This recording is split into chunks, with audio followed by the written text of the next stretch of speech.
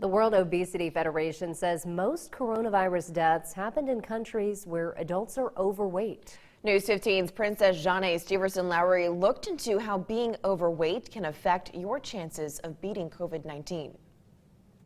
Researchers say obesity started as an epidemic in the 1980s, but in the last decade has moved to being a global pandemic just like COVID-19. Obesity could negatively affect your chances at beating the coronavirus. Obesity does increase our risk for diabetes and heart disease. And then COVID increases stress on the body. I know that there's a higher risk with people with diabetes and COVID, and the effects are much more severe.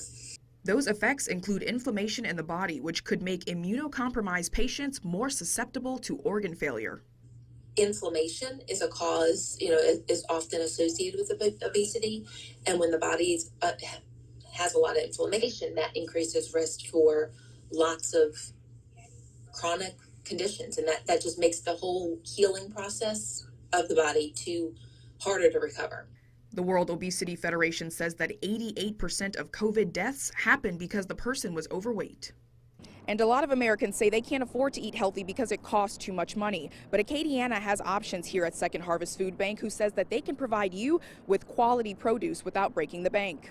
We match anyone who's in need to a pantry near them, and they're able to go there on a weekly basis and get food. Eating food that is good for people's health and that can combat obesity just tends to cost a lot of money.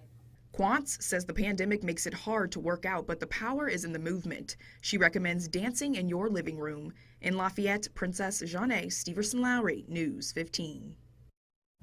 Now, Curly says March is National Nutrition Month, and if you or anyone you know is suffering from food insecurity, come on by. She and staff members are there waiting for you.